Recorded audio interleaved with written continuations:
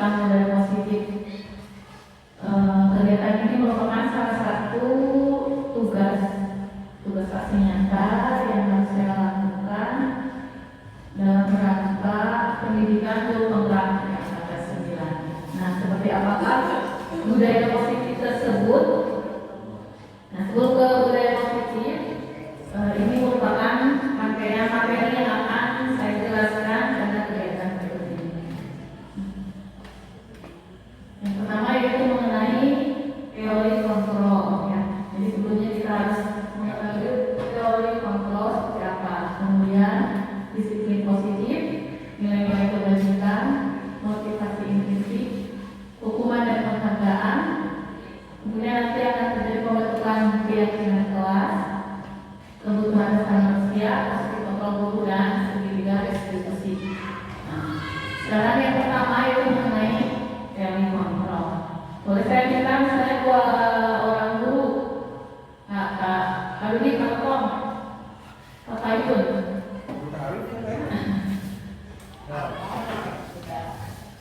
Ya, di sini tanya ke ada Kak Dudi, Kak Tom, ya salah satunya Kak Tom mengepalkan tangan. Dan dalam kepalan tangan ini merupakan sesuatu yang sangat berharga bagi Pak Tom.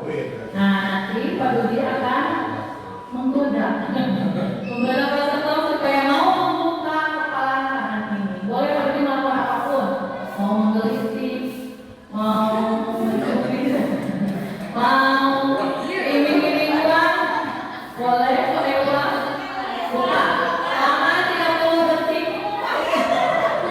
Tidak ada apakah pakai akan membuka? Coba lindungi itu sesuatu yang paling berharga.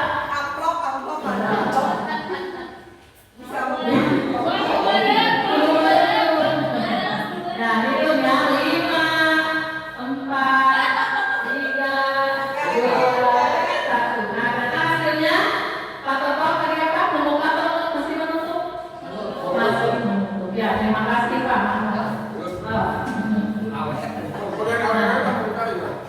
Nah, ternyata hasilnya Pak Toto tidak mau membuka kepalan tangannya. Ya, nah, dalam cerita ini, kenapa Pak Toto tidak mau membuka? Padahal tadi sudah dipasang uang 100 ribuan. Ternyata tidak mau. Kita tidak mau membuka. Kenapa? Siapakah yang memberikan kontrol kepada Pak Toto untuk tidak membuka kepala tangannya yang berisi sesuatu yang sangat berharga? Ya, jadi kontrol tersebut berasal dari diri sendiri. Jadi sebenarnya kontrol itu pilihan kita, ya, pilihan kita kontrol dari dalam diri sendiri. Nah, sekarang apa hubungannya nanti dengan budaya positif tersebut? Ini sudah terjawab. Jadi siapa yang ternyata memberikan kontrol kepada Pak Toto untuk tetap menutup kepala tangannya? Itu disesuaikan, nanti kontrol itu disesuaikan dengan kebutuhan dasar yang ada saat itu. Mungkin kalau tadi Pak Toto itu membutuhkan uang, bisa saja, ya. Saat Pak Dudi menempatkan uang 100 ribuan, bisa saja dia membuka. Walaupun ini sesuatu yang sangat berharga. Tapi karena waktu itu saat itu ya mengepalkan tangannya ternyata bukan itu kebutuhan dasarnya, maka Pak Toto mengontrol diri untuk tetap menutup kepala. Jadi akan disesuaikan dengan kebutuhan dasar saat. Lupa udah mau makanan Bu. Makanan apa? Nah, kemudian ini juga ada mungkin selama ini ya ketika ada miskonsepsi, salah konsep, salah pandangan mengenai kontrol. Ini ditentang oleh Dr. Brian Fraser dari kontrol teori yang nantinya beralih menjadi choice theory. Karena teori kontrol menjadi teori pilihan. Karena apapun yang kita lakukan itu pilihan, ya. Apa yang kita akan mau dipilih dari sekian pilihan yang ada. Nah, ini ada beberapa miskonsepsi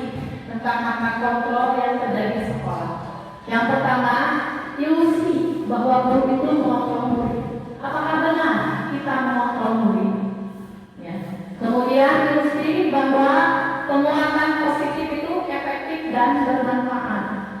Penguatan positif itu seperti pujian, ya, penghargaan, dan sebagainya bersifat positif. Apakah benar itu efektif dan bermanfaat? Tapi di sini bukan hanya sebuah ilusi. Kemudian ilusi bahwa kritik dan membuat orang merasa besar itu dapat menguatkan karakter. Ketika kita mengkritik orang, maka ada yang menganggap bahwa kritikan itu akan membuat karakter dari orang itu menjadi lebih kuat. Mungkin kita selama ini mendengar istilah kritik membangun, ya. Apakah benar kritik itu akan menguatkan karakter? Kemudian ada juga ilusi bahwa orang dewasa itu memiliki hak untuk memaksa. Ya seperti tadi guru pada murid, apakah kita punya hak untuk memaksa murid-murid kita melakukan sesuatu? Nah, mari kita simak penjelasannya. Nah, ini tadi yang pertama, ilusi bahwa guru mengontrol murid. Mungkin terlihat dari luar seperti guru mengontrol murid. Ketika, ayo anak-anak masuk, kelas sudah masuk, sudah jam 7, masuk anak-anak masuk. Apakah benar kita yang mengontrol murid? Nah, sebenarnya bukan seperti itu, tapi murid kita yang mengizinkan dirinya untuk mengikuti apa yang diikuti oleh guru. Bisa saja kan ada seorang murid yang membangkang,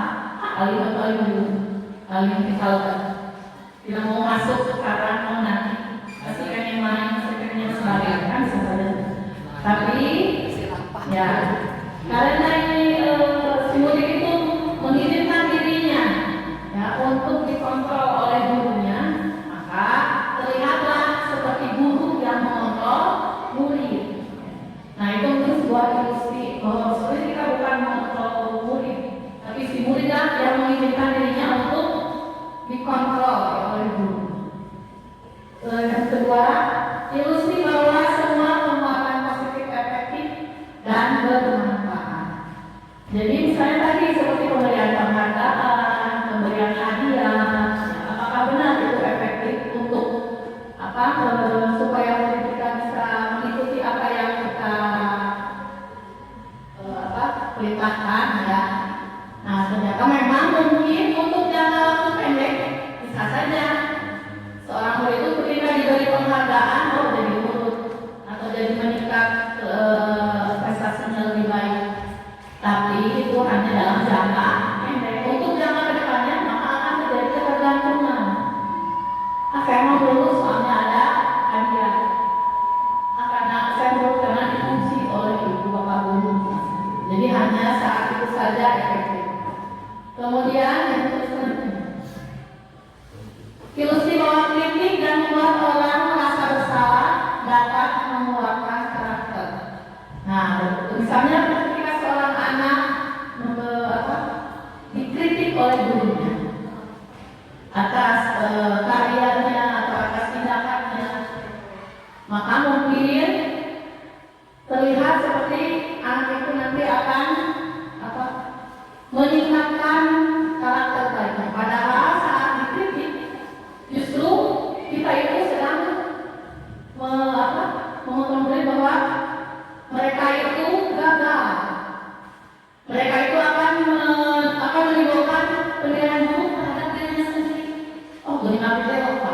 Oh, saya ternyata salah. Oh, ternyata saya belum bisa melakukan ini. Jadi akan ada penilaian buruk terhadap dirinya sendiri. Walaupun misalnya kata-katanya halus, bahkannya disampaikan dalam lembut, tapi ketika isinya berupa kritikan dan bernuansa negatif, maka itu akan menimbulkan bahwa si murid itu melihat dirinya seperti seorang yang gagal. Seperti itu. Kemudian ilusi bahwa orang dewasa memiliki hak untuk memaksa. Apakah benar kita berhak memaksa ke anak-anak? Nah, ini percaya bahwa karena kita bertanggung jawab terhadap anak-anak, bahwa ada apa bahwa kita punya hak memaksa anak-anak melakukan sesuatu. Ya, padahal si anak sendiri sebenarnya menentukan dirinya untuk melakukan atau tidak melakukan. Kita tidak boleh memaksa. Ketika terjadi pemaksaan,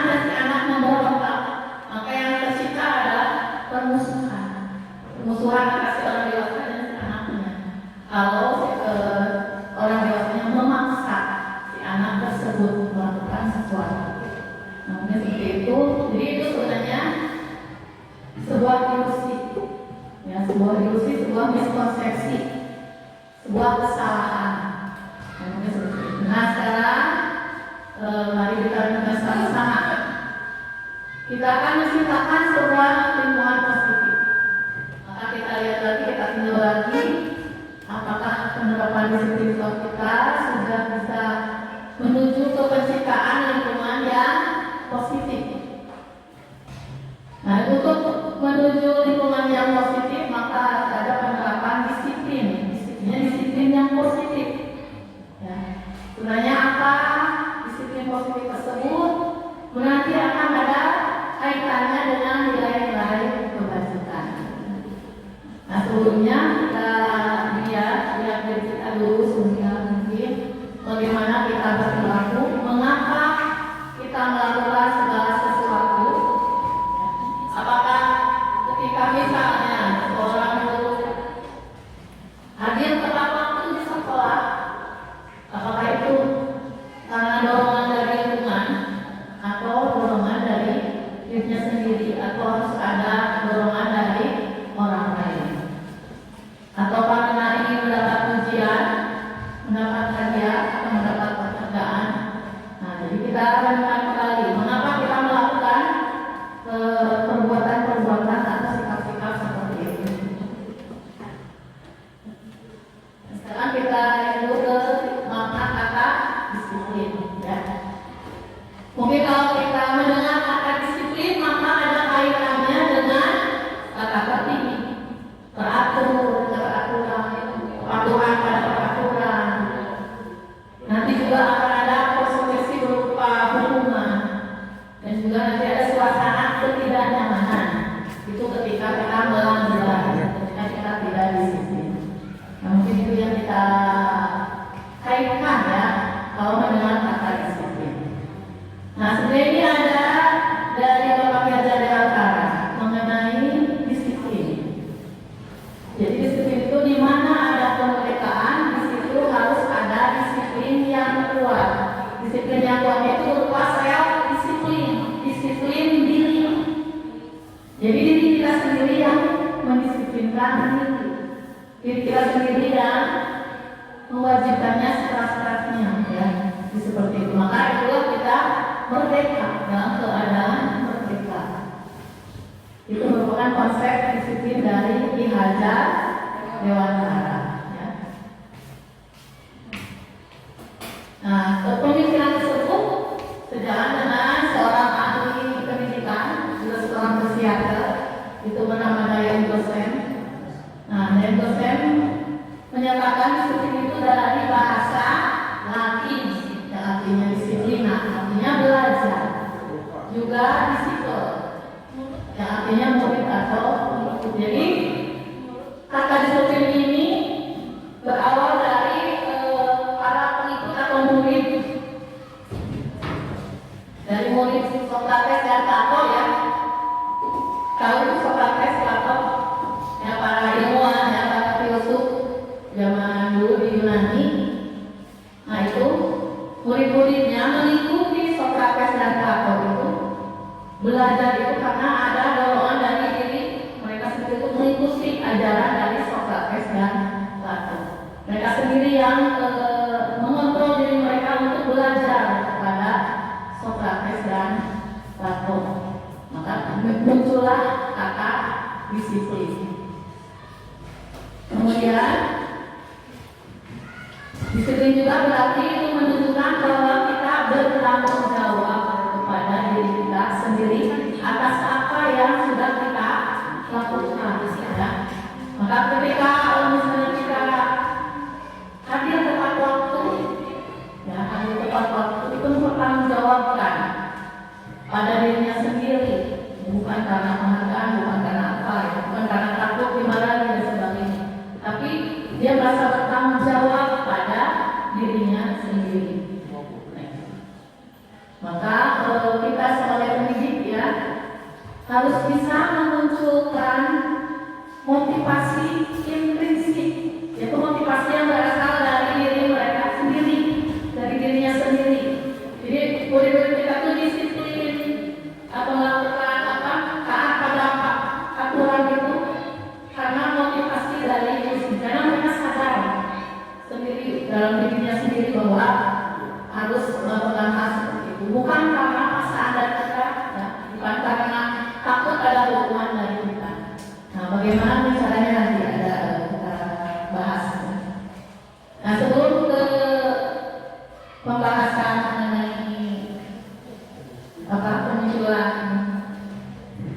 motivasi intrinsik. Nah, kita bahas dulu mengenai nilai-nilai kebajikan universal. Apa yang dimaksud dengan nilai-nilai kebajikan universal? Ini adalah suatu nilai kebajikan yang disepakati bersama oleh seluruh masyarakat di dunia. Jadi dia memandang agamanya, tidak memandang rasnya, suku bangsanya, ini pasti akan menyepakati bahwa ini adalah nilai-nilai kebajikan. Nah, biasanya ini adalah sifat-sifat positif manusia. Ya, sifat-sifat positif manusia yang ingin dicapai, ya, yang dicapai oleh setiap individu. Nah, ini ada beberapa nilai kebajikan dari 6 organisasi atau institusi. Nah, mungkin yang sekarang ya akan kita terapkan melalui kurikulum merdeka, yaitu profil pelajar Pancasila. Ini adalah nilai-nilai kebajikan. Ini kalau kita misalnya disampaikan lagi di negara lain, ya dimanapun, ini pasti akan setuju bahwa ini merupakan nilai-nilai kebajikan. Disepakati bahwa ini adalah nilai-nilai yang mengandung kebajikan. Nah, ini profil pelajar Pancasila. Kemudian selanjutnya, nah ini juga ada seperti toleransi, rasa hormat, atau integritas. Juga pernah membicarakan integritas misalnya kepada orang Amerika misalnya, ya. Pasti mereka juga menyepakati bahwa itu merupakan suatu nilai kebajikan. Dan ada lagi yang lain. Selanjutnya, nah juga ada lagi 9 pilar karakter. Ini juga sama nilai-nilai kebajikan yang akan disepakati ya secara universal. Nah, ini nanti bisa dijadikan nanti sebagai panduan ya, nilai-nilai kebajikan apa yang bisa kita terapkan baik di tingkat kelas maupun di tingkat sekolah. Ya, hidup ada keterampilan hidup seperti apa nilai kebajikannya. Nah, yang terakhir disebut esensial skills ya, untuk membangun kecerdasan moral, moral seperti ini, nilai-nilai kebajikan. Nah, ini banyak. Jadi nilai kebajikan itu biasanya berupa kata-kata atau satu kata, dua kata, atau kalimat pendek yang mudah diingat. Seperti ini contohnya. Nah, sekarang sebagai contoh kembali lagi kita ke motivasi. Misalnya Anda semua ditugaskan untuk menghadiri suatu pelatihan, ditugaskan untuk mengikuti diklat atau sosialisasi atau apapun bentuknya. Nah, kira-kira motivasi apa yang mendorong Anda untuk mengikuti pelatihan tersebut? Apakah untuk menghindari ketidaknyamanan? Misalnya kalau tidak ikut nanti ditegur, nanti dimarahi. Nah, seperti itu motivasinya. Atau misalnya ingin dipuji, ingin mendapat pujian, penghargaan dari orang lain, bagaimana?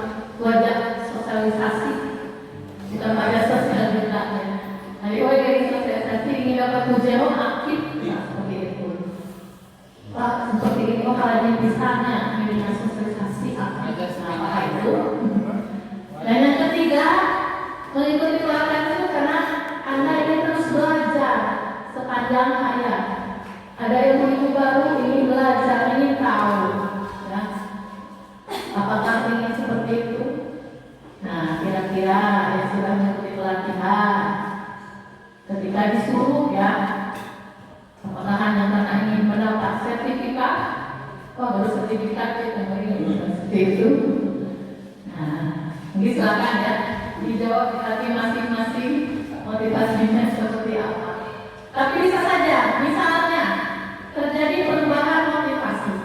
Misalnya awalnya ingin mengikuti tersebut karena tidak mau dimarahi, tidak mau ditegur. Ya.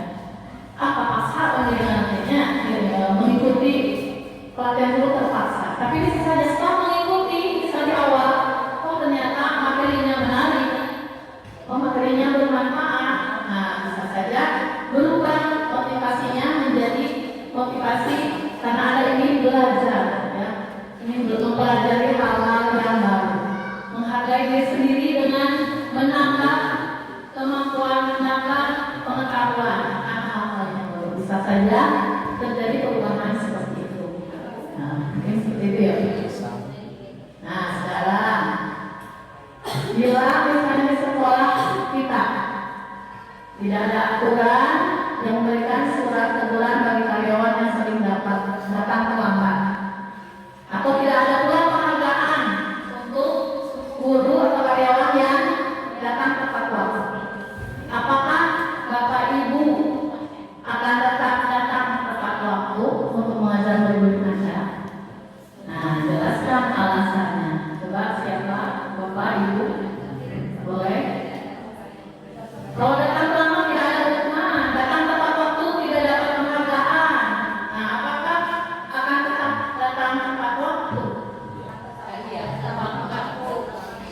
Alasannya disertai apa?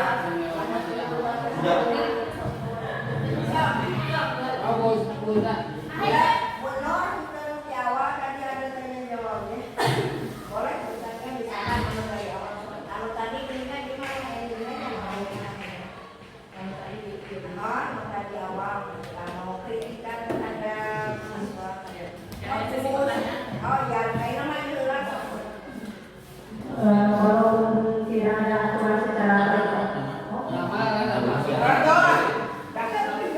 Nama status nomor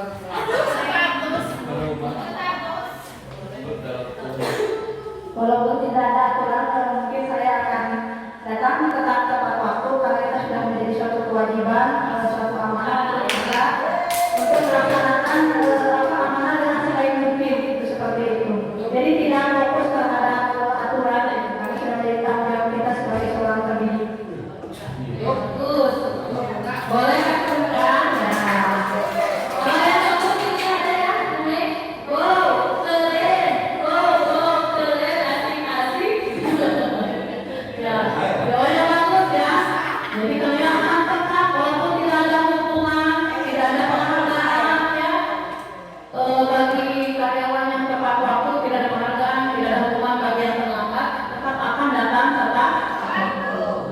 Mudah-mudahan yang lainnya satu visi.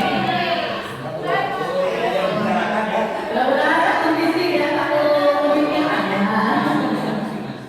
Boleh. Nah, sekarang kita ke murid-murid. Kalau tadi gurunya kita pendidik ke muridnya. Menurut Bapak Ibu, apakah murid-murid kita datang tepat waktu? Atau perilaku lain ya yang menunjukkan ketaatan? Apa yang mendasarkan mereka motivasinya? Apakah tadi menghindari ketidaknyamanan, takut dihukum dan sebagainya, atau ingin dipuji, atau memang mereka sadar sendiri bahwa mereka harus melakukan hal tersebut? Maka siapa yang akan memberikan? Kebanyakan murid kita berlaku itu karena apa? Alasannya apa? Apakah mereka berhukum, ingin dipuji, atau memang mereka sudah sadar?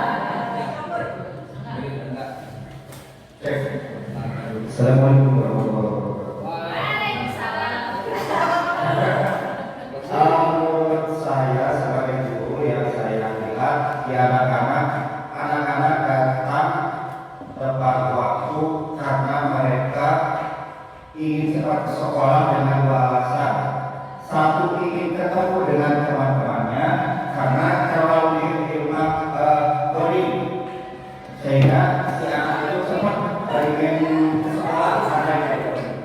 Yang kedua, kalau untuk motivasi belajar anaknya, kebanyakan itu ada yang ingin langsung belajar, ada yang ingin langsung bermain gitu. Jadi intinya motivasi anak itu biasanya kebanyakan ingin ketemu dengan teman-temannya gitu. Jadi, itu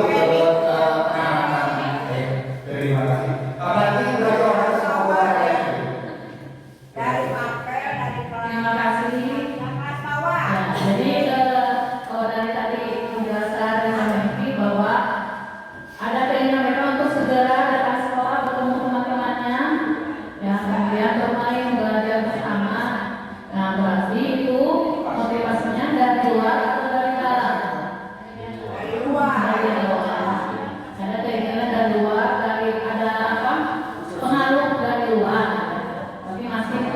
prinsip.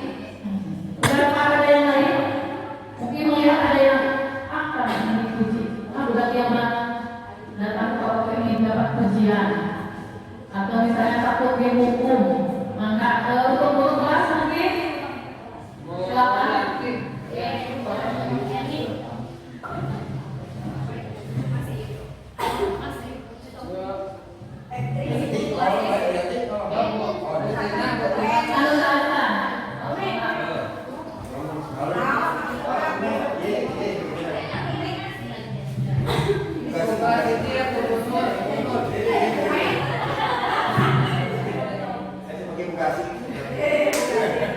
Saya sebagai kelas ibu mungkin anak-anak ingin banyak dipuji.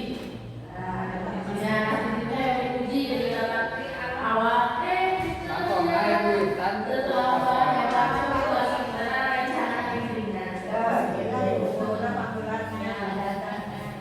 Jadi biasanya kelas bawah ya, kelas bawah, kelas 2 masih butuh perhatian. Kebutuhan dasarnya itu cari perhatian, sabar. Kalau pagi sabar ke?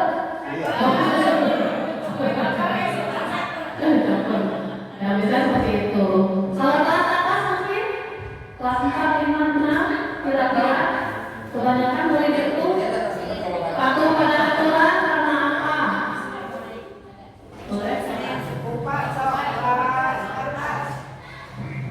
Bismillahirrahmanirrahim. Saya coba untuk menggunakan darah saya. Kayaknya. Ya dulu. Kalau menurut saya untuk kelas atas, siswa itu sudah mulai muncul kesadaran. Jadi sudah mulai ada dalam diri mereka itu terbentuk kesadaran, motivasi, dan kadang motivasi itu muncul dari nyontoh gitu. Ibu guru aku berangkat tadi.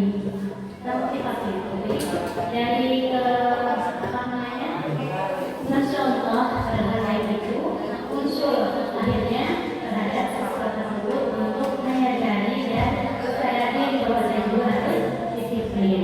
Saya juga butuh sekolah seperti itu. Baik, terima kasih. Jadi mungkin untuk kelas atas sebagian besar mungkin sudah ada muncul kesadaran dari diri mereka, apalagi melihat contoh teladan dari gurunya. Saya malu nih kalau telah kalau sudah ada. Nah mungkin seperti itu. Kemudian selanjutnya mengenai hal ini sudah ada dalam standar pendidikan nasional bahwa untuk menciptakan lingkungan positif maka seluruh pemangku sekolah, seluruh warga sekolah itu harus mendukung, menghayati dan menerapkan nilai-nilai kebajikan yang telah disepakati bersama. Nah nanti boleh di sekolah kita juga bisa bersedia nanti membentuk atau menentukan nilai kebajikan apa yang akan kita terapkan di sekolah. Nah, kenapa kita harus menerapkan budaya positif atau disiplin positif ini, yaitu supaya terbentuk murid-murid yang berkarakter, disiplin, santun, jujur, peduli, terampil, dan pembelajar sepanjang hayat sesuai dengan skala kompetensi lulusan yang diharapkan. Nah, biasanya ketika kita berbicara disiplin tadi ya, kita akan teringat pada kata-kata taat aturan, teratur, dan sebagainya. Maka ketika muncul ketidaktaatan, ada konsekuensi atau ada hukuman. Nah, untuk hukuman dan konsekuensi ini sebenarnya bukan salah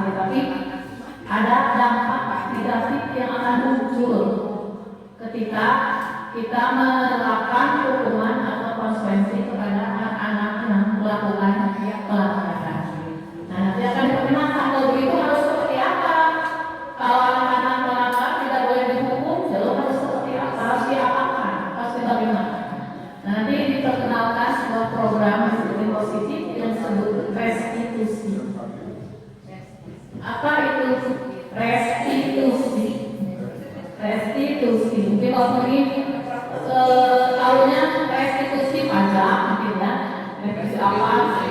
Nah, dalam pendidikan juga ada yang disebut restitusi. Ya. Apa itu restitusi? Itu proses menciptakan kondisi bagi murid untuk memperbaiki kesalahan mereka, sehingga mereka bisa kembali pada kelompok mereka dengan karakter yang lebih kuat. Ini menurut pendapat dari dosen dari dosen itu. Jadi di sini guru menciptakan suatu kondisi si murid itu untuk memperbaiki kesalahannya. Nah, setelah perbaikan kesalahan itu nanti mereka bisa kembali lagi ke kelompoknya dengan karakter yang lebih kuat. Jadi bukan diberi hukuman, bukan diberi penghargaan, tapi kita bimbing, kita tuntun murid tersebut untuk memperbaiki kesalahan. Nah, seperti apa bimbingannya? Ini ada kolaborasi, jadi bukan guru yang memberikan solusi, bukan guru yang menyelesaikan masalah, tapi kolaborasi antara guru dan murid, ya. Jadi kamu kan mengambil harusnya harus seperti ini, tidak, ya. Tapi guru itu membimbing. Nah, seperti apa gambarannya nanti ada di segitiga restitusi. Jadi di sini proses restitusi ini maka akan membantu muridnya menjadi lebih memiliki tujuan disiplin positif. Ya. Jadi ada proses pemulihan setelah dirinya berbuat salah, bukan dihukum, bukan ada konsekuensi, tapi ada pemulihan kembali lagi ke karakter yang diharapkan, tapi dengan bimbingan, ya. Nah, jadi di situ kenapa harus ada restitusi. Nah, mulai restitusi ini ketika murid berbuat salah, maka guru itu akan mendapati dengan cara memberikan murid untuk membuat evaluasi internal. Jadi penilaian pada dirinya sendiri, bukan karena pendapat gurunya, ya. Ketika mereka memperbaiki kesalahan, maka untuk menyenangkan gurunya. Asal bapak ibu guru senang, mudah yakin aja atau seperti itu, tidak. Tapi benar-benar sesungguhnya memiliki penilaian terhadap dirinya sendiri dan kemudian setelah itu berkenan untuk memperbaiki kesalahannya. Nah, jadi untuk ciri-cirinya seperti apa? Jadi untuk restitusi ini bukan untuk menebus kesalahan. Misalnya murid melakukan kesalahan, maka harus ditebus dengan cara seperti ini. Apakah seperti itu? Tidak ada. Tapi restitusi itu sebagai cara untuk belajar dari kesalahan, bukan menebus kesalahan. Kemudian juga memperbaiki hubungan. Apabila misalnya anak yang berbuat kesalahan kita beri hukuman, maka yang terjadi adalah seperti apa kalau diberi hukum, kira-kira perasaan apa yang timbul pada diri anak? Ya, kan ada dendam pada guru. Si bapak ini malah bisa hubungan dendam. Nah, itu kan merusak hubungan. Dengan restitusi maka akan terjadi hubungan yang lebih baik, ya. Kemudian yang selanjutnya restitusi itu tawaran. Jadi kita menawarkan nanti kepada anak itu, bukan maksa, ya. Kamu harus begini seperti ini, tidak. Tapi ada tawaran-tawaran, ya. Ada apa istilahnya? Diskusi dengan anak, gimana kalau seperti ini, gimana kalau seperti ini. Nah, jadi anak-anak itu kami beri tawaran, pilihan dari bukan dipaksa, harus seperti itu. Kemudian restitusi juga menuntut untuk melihat ke dalam diri. Jadi tadi ya, evaluasi internal, evaluasi pada diri sendiri. Kemudian juga mencari kebutuhan dasar yang mendasari tindakan. Tadi ada alasan apa di balik kesalahan tersebut. Jadi fokusnya bukan pada kesalahan, tapi alasan apa, kebutuhan apa yang belum terpenuhi dari anak tersebut, sehingga anak tersebut berbuat kesalahan. Kemudian, restitusi diri adalah cara yang paling baik. Jadi ini restitusi pada diri sendiri, ya. Berdialog dengan diri sendiri, memilih diri sendiri untuk mencari solusi, ya, mencari solusi terbaik. Kemudian restitusi fokus pada karakter, bukan kepada pembangunan karakter. Bukan tindakan apa untuk memperbaiki kesalahan, tapi karakter apa yang dibangun setelah terjadi kesalahan dan perbaikan kesalahan tersebut. Kemudian restitusi juga akan menguatkan karakter baik yang sudah ada. Terus selanjutnya restitusi juga fokusnya pada solusi. Jadi bukan fokus pada kesalahan yang dibuat oleh anak, tapi solusi apa untuk memperbaiki kesalahan tersebut.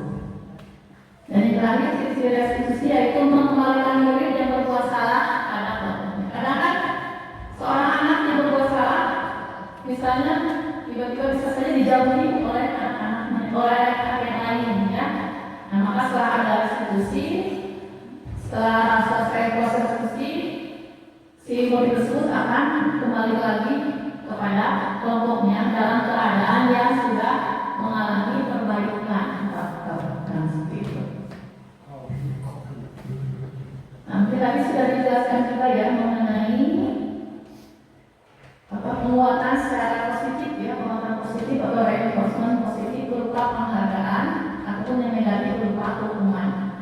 Nah, sebenarnya ini adalah penghargaan hukuman ini akan menghasilkan potensi untuk pembelajaran yang sesungguhnya. Jadi tindakan belajar sendiri itu adalah sebagai penghargaan sesungguhnya. Karena belajar kesalahan sebenarnya itulah penghargaan yang sesungguhnya, bukan kata-kata pujian dari kita, ya. Penghargaan itu bukan hadiah, tapi tindakan belajar dari kesalahan tersebut merupakan sebuah penghargaan. Nah, mungkin pas selama ini kita menganggap dengan penghargaan dan hadiah itu sudah efektif, sudah baik untuk pembelajaran. Nah, ternyata ini juga salah satu yang mengejutkan saya. Saya kira penghargaan itu dapat memperbaiki karakter anak, ya. Ternyata penghargaan itu juga memiliki dampak negatif. Nah, yang pertama, ini efektivitasnya itu dalam jangka waktu pendek. Hanya saat itu anak-anak bisa termotivasi karena penghargaan. Nah, untuk selanjutnya nanti mungkin ya akan ketergantungan. Yang melakukan ini karena ada penghargaan. Kalau tidak, saya tidak akan melakukan. Mungkin akan terjadi seperti itu. Kemudian penghargaan juga, apalagi kalau diberikan di depan orang banyak, maka akan menimbulkan rasa iri, ya, rasa iri dari sebagian yang lain yang tidak mendapatkan penghargaan. Nah, kemudian bisa juga timbul yang tidak mendapatkan penghargaan itu, saya mau nggak akan dapat penghargaan, tidak mau mencoba, misalnya dimaksud itu akibat dari adanya penghargaan tersebut. Juga akan mengurangi ketepatan, menurunkan kualitas dan mematikan kreativitas. Nah, ini berdasarkan riset, ya, berdasarkan riset. Jadi ada sekelompok anak yang diiming-imingi penghargaan, ada sekelompok anak yang tidak tahu bahwa akan ada penghargaan, ya. Nah, ternyata anak-anak yang diiming-imingi itu diiming penghargaan, maka akan melakukan tugas itu kurang tepat, kualitasnya menurun, dan juga tidak kreatif. Kenapa? Karena fokus mereka pada penghargaan, ya, terfokus pada penghargaan. Nah, ternyata juga penghargaan itu bersifat menghukum. Apa menghukum? Padahal kan positif, ya, tapi ternyata bersifat menghukum. Menghukum siapa? Menghukum yang tidak mendapatkan penghargaan. Maka sekarang kan sistem ranking, ya, ditiadakan. Kenapa? Saya ranking aja, ya, di rapor itu, ya, tidak ada ranking, tidak ada peringkat. Kenapa? Karena yang peringkat bawah akan merasa dihukum. Salah satunya kan kalau ada orang tua, misalnya dari 30 anak, anaknya itu ranking 30, misalnya, terakhir. Maka apa yang dilakukan orang tua? Gimana tidak? Itu berarti sistem penghargaan itu ternyata menghukum orang lain yang tidak mendapatkan penghargaan. Nah, seperti itu. Kemudian, ya, sekarang kita itu kan motivasi dari dalam diri atau motivasi situ. Jadi mungkin kalau kita lihat lebih lagi yang belakang lagi, ketika anak-anak belajar membaca di awalnya tidak bagus, kalau tidak bisa membaca, nah ketika bisa membaca, maka kita bisa lihat, misalnya ketika anak kita sering baca ini, asalnya dia tidak bisa baca, tidak bisa menyatukan huruf jadi suka kan jadi kata. Setelah proses belajar, ternyata bisa. Nah maka akan melihat dari wajah anak tersebut, wah ternyata saya berhasil ini dari raut muka. Nah kemudian kita sekalian baik ya, tanpa sadar, ini pinter kamu ya, cerdas dan sebagainya. Nah sebenarnya kata-kata itu sendiri itu sudah mematikan kegembiraan secara alamiah. Kalau sebenarnya secara alami sudah gembira, sudah bahagia ya, secara alami karena mereka saya udah bisa nih. Nah tapi kadang ya, mungkin bukan kadang sih, sering kita refleksinya lebih pintar dan sebagainya, itu akan mematikan kegembiraan alami tersebut. Jadi nantinya mereka belajar berusaha dengan itu, karena ada ujian, tidak lagi memaknai proses belajar yang mereka lakukan. Nah mungkin seperti itu. Nah tadi di agenda materi ada disebut keyakinan kelas. Kenapa harus keyakinan kelas? Karena selama ini yang ada itu peraturannya, peraturan kelas, peraturan kelas, dan sebagainya. Nah kenapa harus keyakinan kelas? Nah sekarang ini ada dua aturan ya, ada dua aturan yaitu menggunakan helm pada saat mengendarai kendaraan roda 2 atau motor. Nah kira-kira mengapa harus ada peraturan ini? Mengapa kita harus menggunakan helm saat mengendarai motor? Untuk apa? Kenapa harus pakai helm saat mengendarai motor? Keamanan, keselamatan.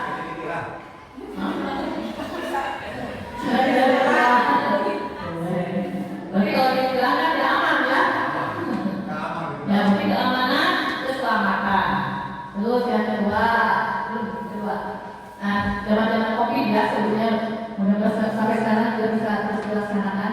Mengapa ada peraturan penggunaan masker dan mencuci tangan? Untuk melindungi. Supaya apa? Supaya pelindung. Supaya supaya apa? Bersih, kebersihan. Setelah bersih akan timbul apa? Kesehatan. Nah, jadi kebersihan, keselamatan, kesehatan. Nah, itulah nilai-nilai keyakinan kelas. Ya, itulah nilai-nilai keyakinan.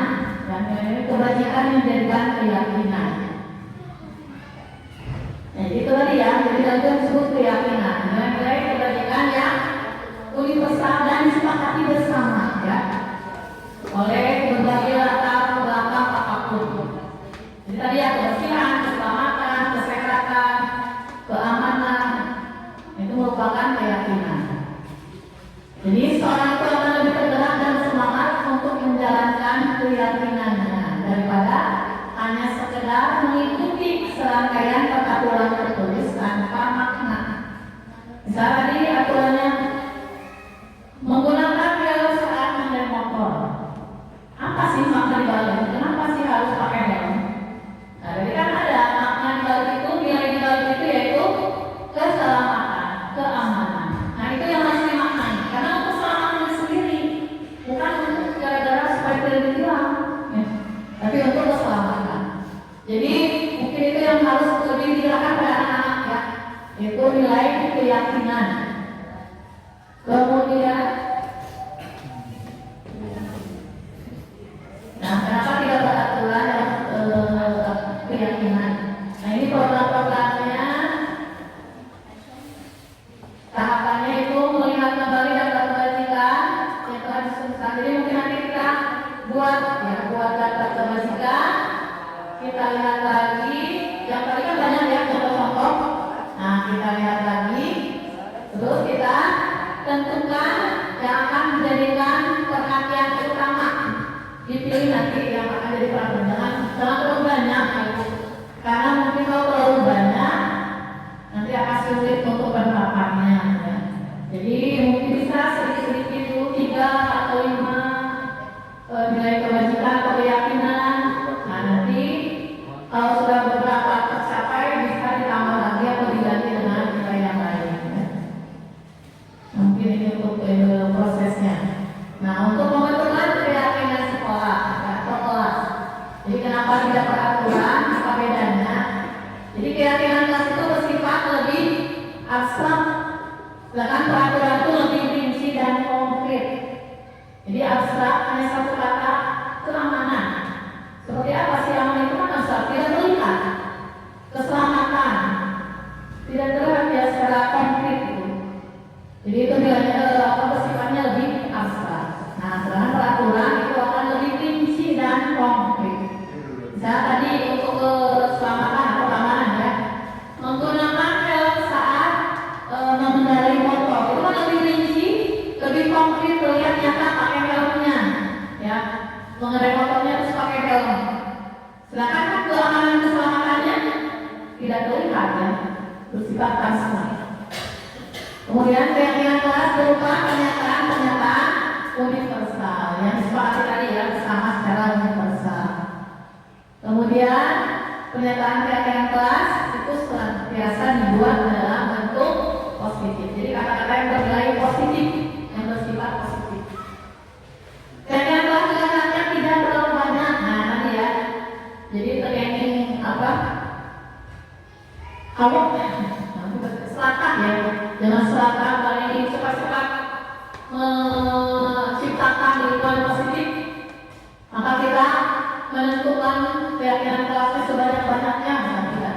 Tapi jangan terlalu banyak dulu ya. Misalnya tadi 3 sampai 7 keyakinan kelas yang mudah diingat dan dipahami oleh semua warga kelas. Nah, kemudian setelah ditentukan, setelah sepakati, sebaiknya diterapkan. Jangan hanya slogan yang ditulis pada lembar karton atau banner ya, tapi benar-benar diterapkan dalam kelas. Nah, dalam pembentukannya itu sebaiknya diajak anak-anak juga menentukan keyakinan kelas. Dan nanti ada peninjauan kembali dari waktu ke waktu, apakah setiap tahun atau setiap semester ditinjau lagi mana yang perlu dikurangi, mana yang perlu ditambah atau diubah, bisa seperti itu.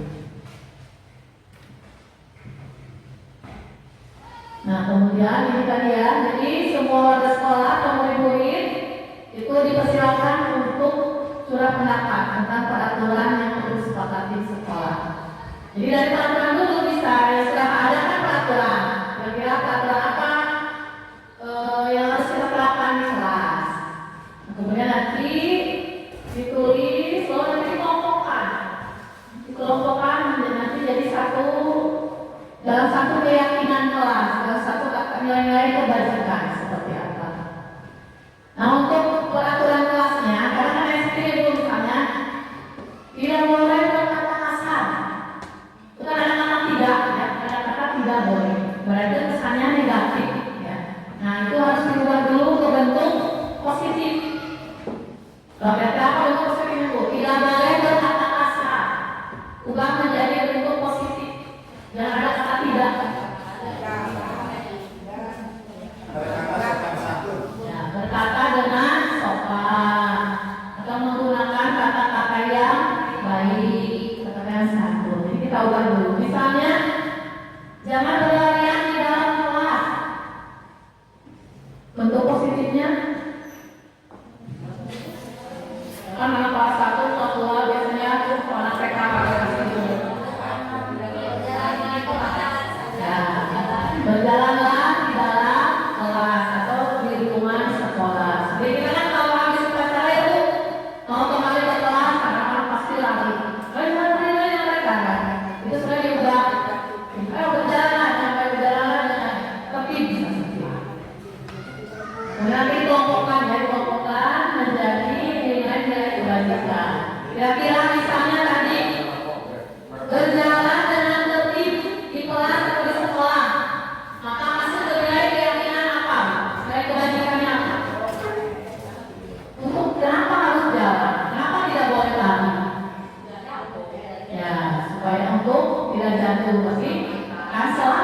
keselamatan. Misalnya membuang sampah pada tempatnya. Apa nilai keyakinan? Nilai kewajiban. Kebersihan, bisa kesehatan. Nah, jadi si peraturan-peraturan yang rinci tadi kita kelompokkan ke dalam satu nilai kebajikan. Nanti terbentuk beberapa nilai kebajikan. Nah, itulah yang diingat oleh anak-anak. Kalau peraturan kan kadang ada 10, ada 15, ada 20. Apakah itu akan diingat oleh anak? Tidak. Kadang kalau salah, membuat kesalahan, diingat ya, diingatkan oleh guru. Tapi kalau misalnya ada kata-kata satu atau dua kata yang tidak terlalu panjang, nah maka itu yang akan diingat dan mudah-mudahan akan diterapkan. Ya. Kalau sudah diterapkan, sudah terlihat penerapannya yang baik, ditinjau lagi. Nah kemudian diganti lagi, ditambah lagi dengan yang lainnya. Nah itu adik-ibu, jadi jangan terlalu banyak, misalnya sekitar 3 sampai 7 keyakinan ya. Jangan terlalu banyak, soalnya takutnya susah diingat ya. Terus juga akan sulit dijalankan. Jadi jangan terlalu banyak, 3, 5 atau 7 ya. Nah setelah ini baru ditinjau lagi dan disepakati lagi. Nah kemudian dituliskan misalnya dalam satu marker atau satu kertas besar dan ditandatangani oleh semua warga ya, guru atau murid kelas tersebut, atau kalau pihaknya sekolah berarti warga sekolah yang ada di sekolah tersebut. Nah nanti setelah dituliskan bisa diletakkan di sebuah dinding yang bisa dilihat ya, dilihat oleh semua warga sekolah. Nah setelah terbentuk keyakinan kelas, maka kita bisa melakukan kegiatan-kegiatan pendalaman untuk memahami dan mudah-mudahan bisa dijalankan kegiatan tersebut. Nah ini ada kegiatan tampak seperti dan tidak tampak seperti. Misalnya sudah disepakati nilai keyakinan kelasnya, yaitu hormat, bekerja, dan rasa diterima dan dimiliki. Nah untuk kegiatan tampak seperti tidak tampak seperti, maka nanti ada surat pendapat. Hormat itu tampaknya dalam sikap seperti apa? Misalnya tampak seperti datang tepat waktu, maka itu menunjukkan nilai keyakinan hormat. Yang tidak menunjukkannya itu sering hadir terlambat, itu berarti tidak menunjukkan rasa hormat baik pada dirinya sendiri maupun pada orang lain di sekitarnya. Jadi itu bisa ya untuk pendalaman. Jadi anak-anak bisa tahu, oh ini kalau tampak seperti berarti yang ini harus dilakukan ya. Yang tidak tampak seperti berarti bisa tidak boleh dilakukan. Gitu. Untuk selanjutnya ada kegiatan ya, tugas kamu, tugas saya. Dibaliknya, tugas saya, tugas kamu. Tugas guru apa? Tugas murid apa? Yang bukan tugasnya apa? Bukan tugasnya apa? Bisa didiskusikan. Contoh, guru tugasnya ini mengajar, mendidik, menjawab pertanyaan, dan sebagainya. Murid tugasnya belajar, mencoba, bertanya jika tidak paham, mendengarkan, ya, memeriksa tugas kembali. Yang bukan tugasnya, guru tugasnya bukan menyakiti atau disakiti, ya. Tapi harus mencintai dan mencintai guru. Kemudian guru tugasnya bukan memaksa, bukan memaksa kamu untuk belajar. Bagaimana kalau murid bilang mau belajar? Nah, kita usahakan dengan cara-cara yang lebih kita negosiasikan, kita diskusikan mau seperti apa ya supaya belajar. Jadi tidak dipaksa. Nah kemudian tadi seperti ya. Kemudian tugas kamu, tugas saya, tugas kamu, laksanakan itu KBLY. Nah kalau itu KBLY ya, karena membentuk dalam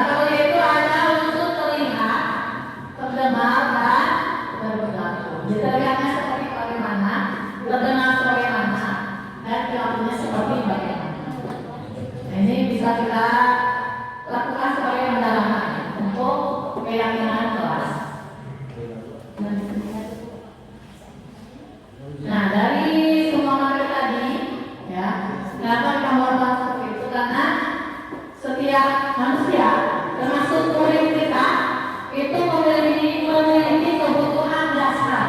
Ya. Ada 5 kebutuhan dasar manusia. Yang pertama yaitu bertahan hidup. Kemudian kebutuhan dasarnya kesenangan. Lalu kebebasan, kasih sayang dan rasa terima, juga penguasaan. Nah, ini adalah kebutuhan dasar manusia yang harus terpenuhi walaupun pada anak, ya, karena anak juga manusia, ya, karena juga manusia jadi memiliki kebutuhan dasar seperti ini. Nah, ketika kebutuhan dasar ini tidak terpenuhi, ya, maka akan terjadi kesalahan. Anak akan berbuat salah, misalnya atau melanggar aturan, nah seperti itu. Jadi ketika anak melanggar itu, kenapa ya? Ini ada salah satu kebutuhan dasar yang tidak terpenuhi, maka melakukan pelanggaran. Nah, mengenai kebutuhan dasar ini, kita harus membayangkan sebuah dunia berkualitas. Yang menurut Anda itu, di dunia itu, semua orang yang ada di dunia itu sudah terpenuhi kebutuhan dasarnya, ya, termasuk kita juga. Nah, untuk penerapan disiplin positif dan juga keyakinan kelas, nah ini ada 5 posisi kontrol guru. Nah, ada yang mungkin pernah kita lakukan, ya, dan juga ada yang harus kita lakukan selanjutnya. Nah, seperti apa posisi-posisi kontrol ini? Ya, jadi ada posisi penghukum, posisi pembuat merasa bersalah, atau kita memposisikan sebagai guru, sebagai pengasuh, dan sebagai manajer. Nah, mana yang pernah kita lakukan? Ya, mana yang harus kita lakukan? Nah, kita bahas satu-satu. Ketika seorang guru memposisikan dirinya sebagai penghukum, maka biasanya guru tersebut akan menggunakan hukuman, baik secara verbal, kata-kata, maupun hukuman fisik. Misalnya datang terlambat, dimarahi, ya, dengan kata-kata yang, ya, mungkin menyakiti, agak bisa menyakiti, kan, perasaan. Bisa juga, kamu keliling kelas, atau dari kelas, lari di lapangan, silakan, karena bukan terlambat, atau di koinnya, dijemur, minum panas, kamu berdiri sana, jangan dulu masuk kelas. Nah, itu adalah hukuman fisik ataupun verbal, ya. Atau misalnya si muridnya kayu lainnya selalu saja bertanya, kamu lagi, selalu kamu lagi. Itu sebenarnya tidak ngomong secara fisik, tapi secara verbal, ya, secara kata-kata, itu menyakiti hati mereka, perasaan mereka. Nah, ciri-cirinya biasanya kalau guru yang sedang dalam posisi penghukum, maka ada suaranya akan bakal lari, menggelegak. Wah, ternyata tinggi, ya. Atau lompat, ya. Timnya itu titiknya di atas, jadi tinggi. Kemudian dasar tubuh tuh, mata melongo, dari menunjuk-nunjuk. Ayah lo pernah gitu? Kamu teh, ayo gue telat. Kata-katanya dadanya tinggi, kata-katanya menyakiti, ya. Kemudian pakai seluruh wajahnya, ya, seperti itu. Nah, itu ketika kita memposisikan diri sebagai penghukum. Nah, apa akibatnya?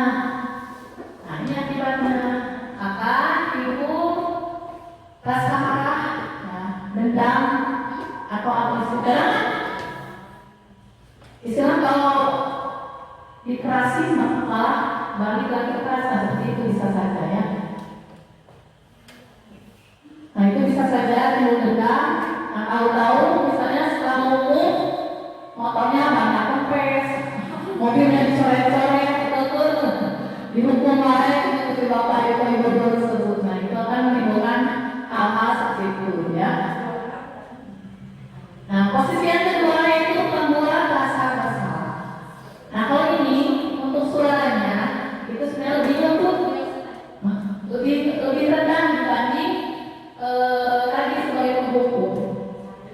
Tapi justru kelembutan itu, nada-nadanya itu akan menimbulkan ketidaknyamanan. Ya, misalnya ada anak yang bertengkar berkelahi, nah, misalnya kita selesai, kita panggil, lalu kita diam saja. Rongkun. Sebenarnya tidak berapa tidak mengucapkan kata-kata, tapi justru itu akan menimbulkan rasa tidak nyaman dan menimbulkan rasa bersalah. Tadi di apa? Jelas-jelas ada seperti ini ya. Ibu sangat kecewa dengan kamu seperti itu. Gimana coba kalau orang tua kamu tahu tentang hal ini? Nah, jadi di sini kita menimbulkan rasa bersalah pada diri murid. Nah, apa akibatnya? Maka di sini tadi ya, murid akan memiliki penilaian diri yang buruk.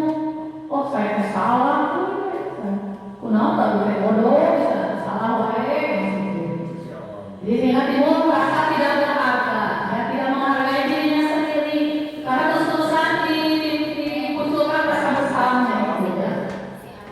Nah, seperti itu. Itu untuk posisi membuat rasa bersalah. Nah, kemudian posisi sebagai teman. Nah, kalau sebagai teman, kita ini lebih mengajak secara persuasi, mengajak, membujuk, ya, membujuk murid. Nah, di sini memang timbul apa?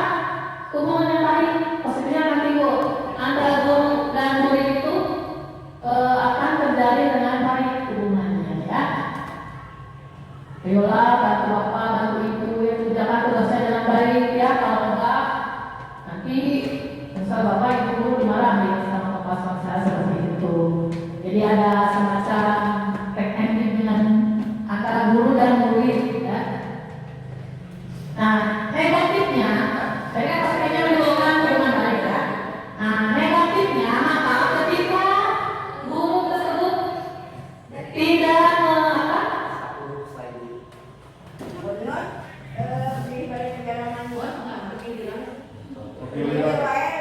satu slide dari saya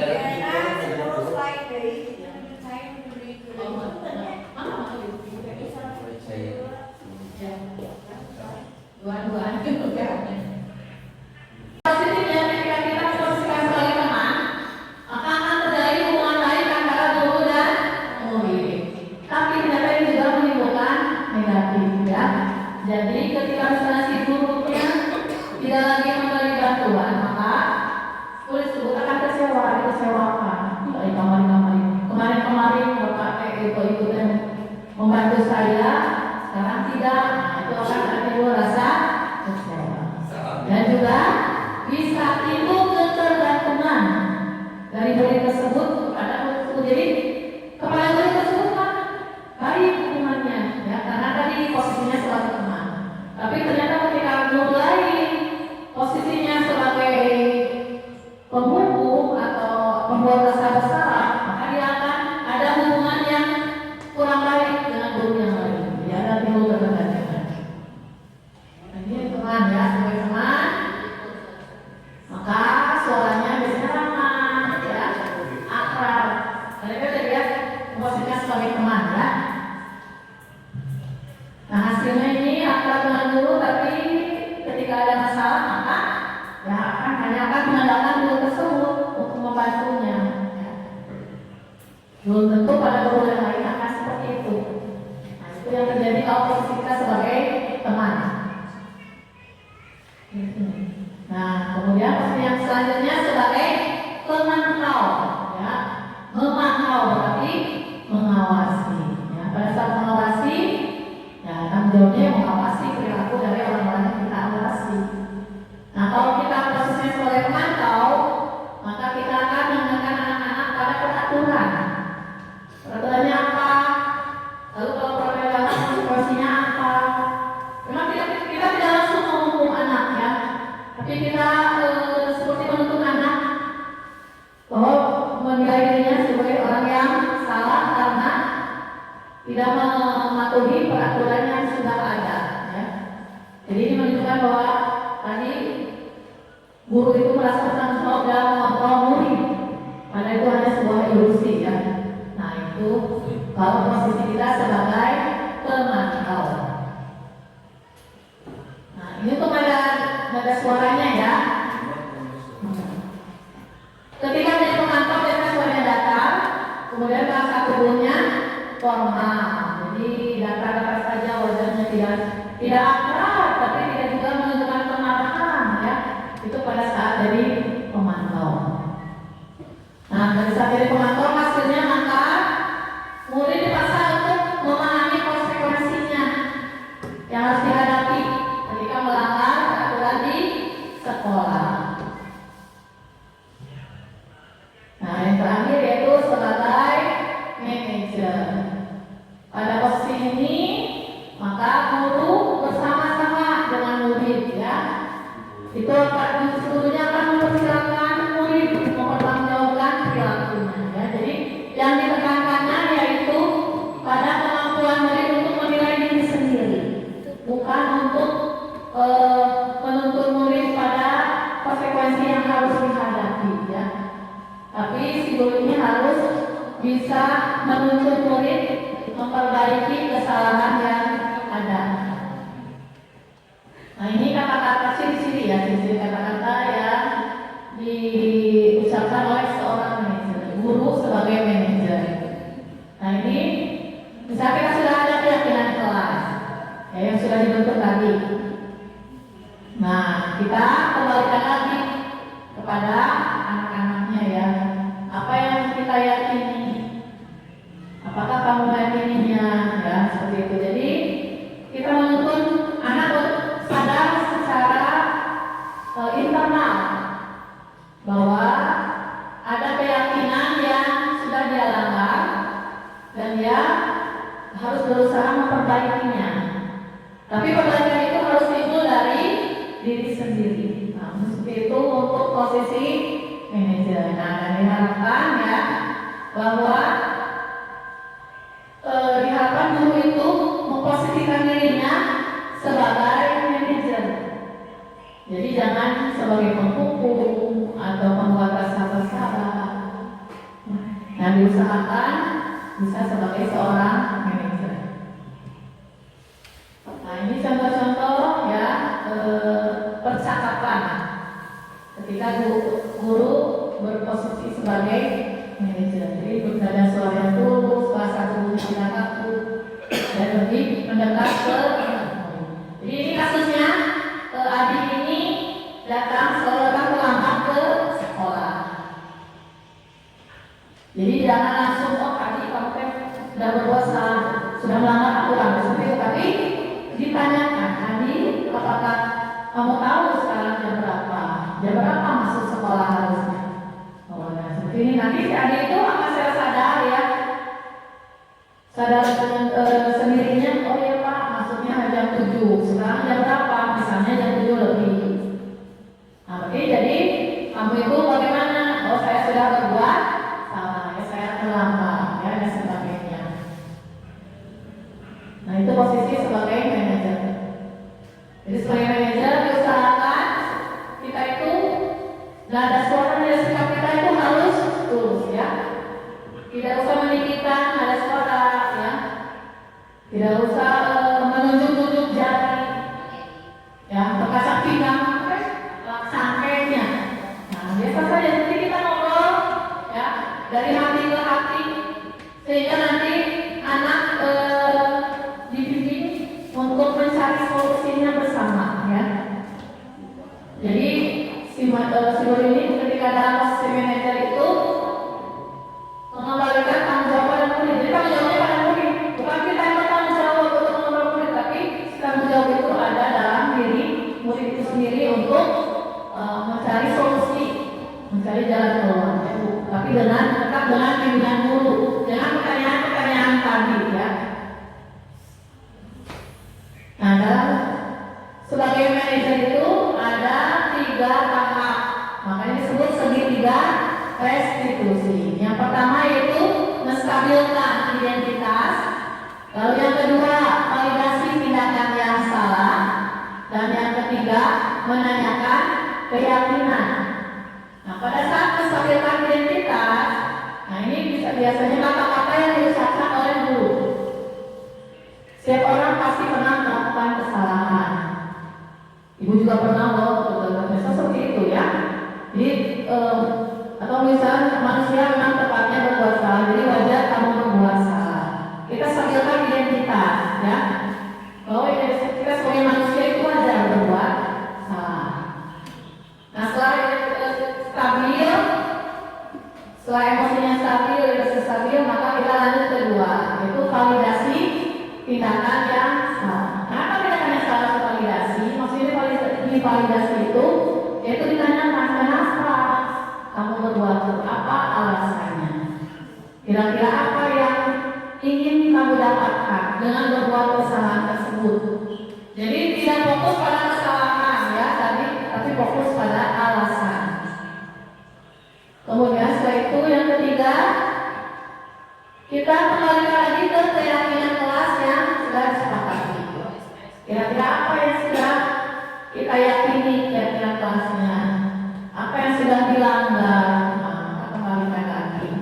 Lalu dibimbing untuk sadar dengan sendirinya ingin jadi orang yang seperti apa setelah perbaikan kesalahan. Nah di sini ya ada kata-kata untuk menstabilkan identitas ya.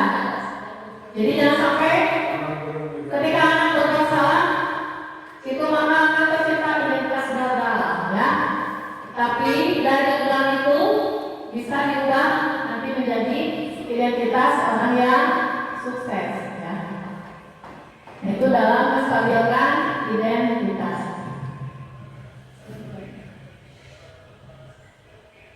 Ya, jadi kenapa kita harus menstabilkan identitas dulu? Jadi ini untuk melulu emosinya ya. Ketika anak berbuat salah kita bentak-bentak, maka justru emosinya akan naik. Ya, tapi kalau kita tadi berkata seperti itu, oh ya kamu tidak akan berbuat salah ya. Semua orang pasti pernah berbuat salah. Nah, setelah itu kan anak-anak pasti tidak mungkin akan membaca itu. Seperti itu tidak akan balik lagi marah ya. Tapi mereka akan secara sadar, oh ya saya salah dan tidak apa-apa saya membuat salah. Nah setelah itu, setelah suasana hatinya bisa menerima lagi masukan-masukan, baru kita ke tahap selanjutnya.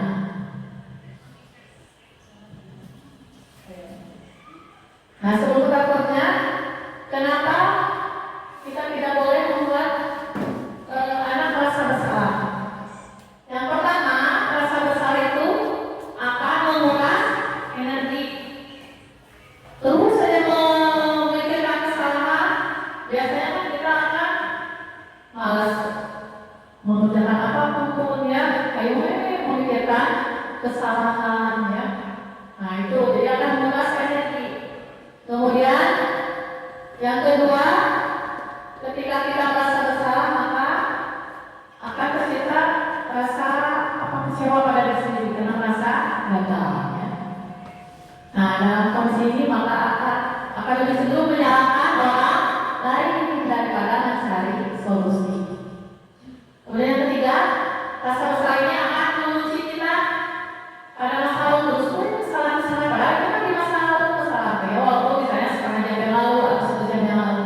Tapi kalau terus ada rasa bersalah, terus saja yang dipikirkan maka akan terperangkap pada masa itu, bukan pada mencari solusinya. Nah, maka harus dihilangkan ya, membuat rasa anak bersalah. Nah, untuk validasi tindakan yang salah ya tadi ya, menanyakan alasan. Setiap tindakan manusia baik itu tindakan yang baik atau yang buruk pasti ada alasan, ada tujuan kenapa berbuat seperti itu. Nah maka di tahap validasi tindakan yang salah, nah kita menuntut anak untuk mengungkapkan apa alasannya, apa kebutuhan dasar yang belum mereka belum terpenuhi pada diri mereka, sehingga kita bisa memenuhinya ya. Nah di sini ada beberapa kalimat yang mungkin asing ya, yang mungkin kita jarang memakainya ketika anak-anak berbuat salah. Bisa saja ya kamu melakukan, kamu duduk dari ini, tapi untungnya saja kamu tidak melakukannya, gitu. Kenapa anaknya salah yang diberikan kalimat seperti itu?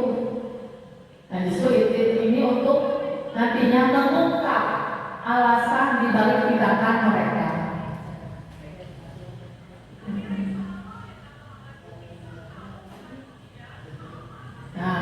Nah biasanya kita memaksa anak ya, atau menyuruh anak untuk memberikan sikap yang tidak baik. Tapi ternyata menurut teori itu tidak manjur ya. Jadi kita validasi dulu tindakan yang tidak baik itu ya, bertentangan dengan aturan yang ada. Istilahnya di sini divalidasi tindakan yang baik itu kita menunjukkan pada murid bahwa kita itu paham alasan dibalik tindakan tersebut.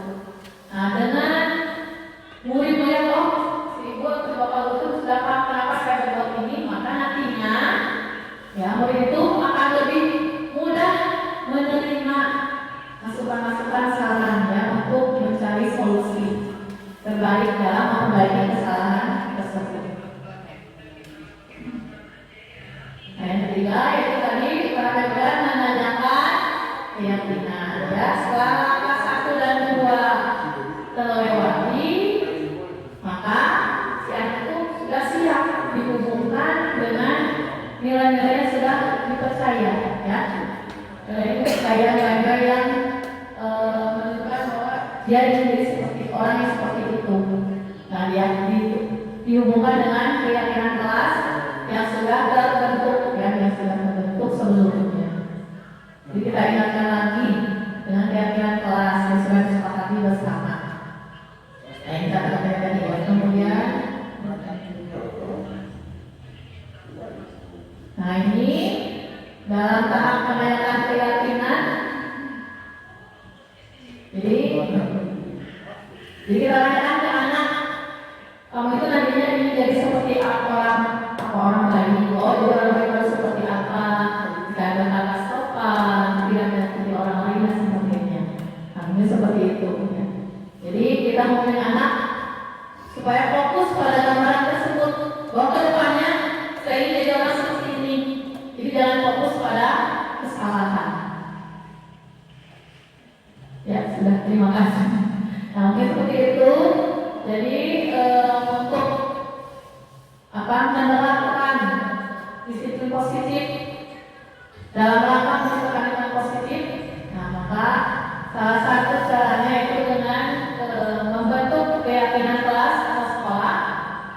Dan kemudian apabila terjadi anak yang berbuat kesalahan, maka kita sebaiknya memposisikan diri menjadi seorang manajer dan melakukan sejumlah eksekusi seperti itu.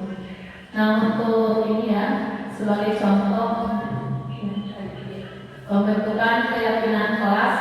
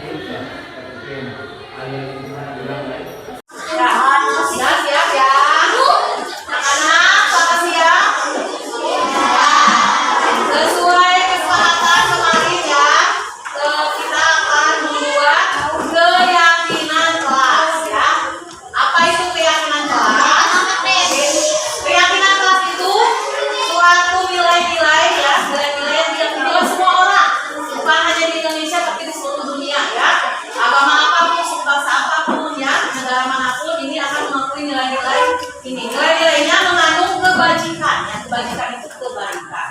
Nah kalau selama ini kan kalian tahu itu ada di kelas itu ada peraturan ya, ada peraturan kelas. Nah kita sekarang akan mengubah peraturan kelas tersebut menjadi nilai-nilai kebajikan yang dijadikan nanti sebagai keyakinan kelas. Supaya apa? Supaya di kelas kita kalian bisa dengan aman nyaman belajar ya, tidak ada gangguan apapun, tidak ada belajar di kelas, di lingkungan sekolah ya. Siap? Nah, sekarang kan yang sudah ada peraturan kelas ya. Coba siapa yang mau menyebutkan satu atau orang satu coba. Peraturan kelas yang sudah ada? Sudah ada peraturan kelas yang kita sudah. Yang pertama apa? Tidak boleh. Boleh. Tidak boleh membuli. Biasakan angkat tangan nanti ibu tunjuk baru bicara. Tunjuk ke ibu. Angkat tangan sok angkat tangan apa? Oh iya pak, tidak boleh no? Tidak boleh membuli. Contohnya membuli apa? Tidak boleh mengejek. Tidak boleh. Nah, boleh sok tulisan nanti tempel ya. Apalagi angkat tangan, biasakan. Boleh. Jangan berkata kasar.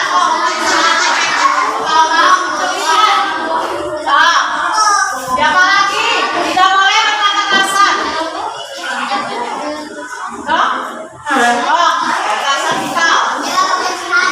Menjaga kebersihan kelas boleh. Tulis. Apa lagi? Coba. Yang sudah itu tadi tidak boleh mengejek orang lain. Tidak boleh berkata kasar. Menjaga kebersihan kelas. Apa lagi? Datang tepat waktu boleh. Apa lagi? Coba. Ibu minta 10 sehingga barusan berapa yang dapat tugas sama orang? Coba. Oke. Berapa? Hah, boleh? Disiplin dalam apa? Coba. Tadi datang tepat waktu apa lagi yang lainnya? Coba. Boleh? Siapa lagi? Disiplin. Mengajar. Coba apa? Tidak melawan guru. Boleh. Apa lagi? Tidak membantah ya. Membantah. Dan naon, Cok? Mengerjakan PR? Ya, boleh. Menyelesaikan PR tepat waktu. Pak, boleh Alia? Apa?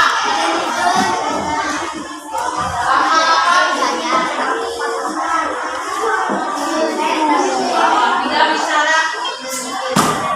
Menyimak penjelasan. Menyimak. Siapa lagi? Coba. Ini kelompok ini ada? No? Apa? Kami? Sudah? Gotong royong. Mau perhatikan? Oh, perhatikan dulu saya dulu. Ya silakan yang tadi sudah mengungkapkan pendapatnya tulis pendapatnya ya, peraturan kelasnya apa, nanti ditempelkan ke depan ya. Nah, tadi apa yang diusulkan peraturannya?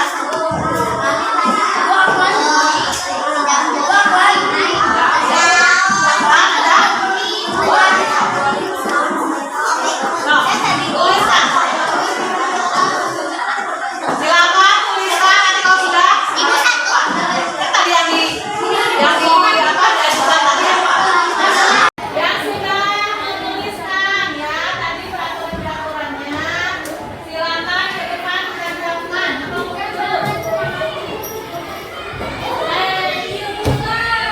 Tempelkan di sebelah sini.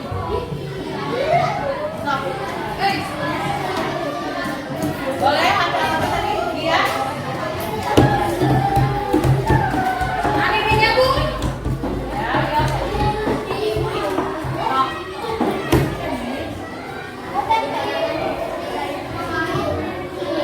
Dan kelompok ini boleh.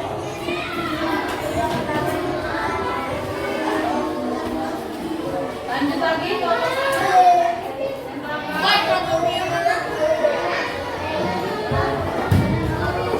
Oh yang sudah bolehnya tuh.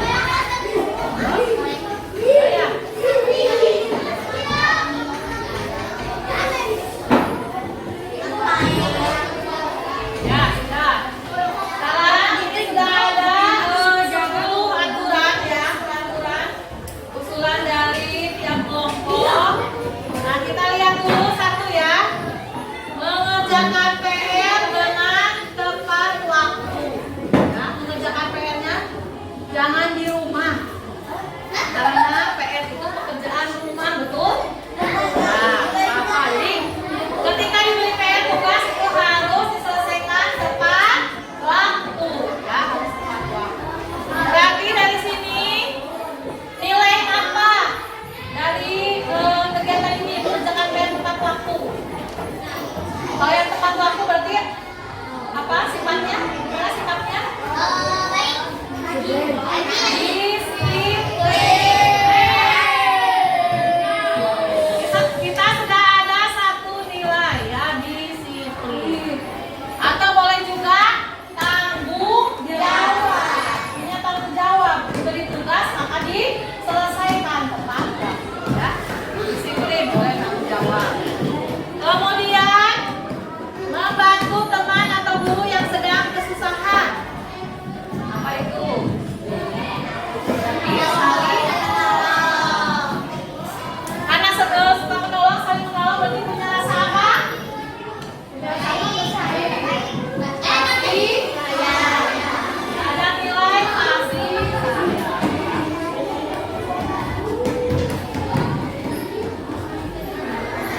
Ada apa lagi?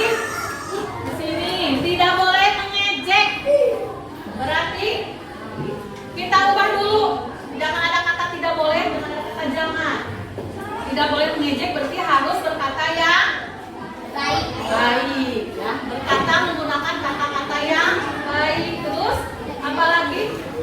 Tadi ada lagi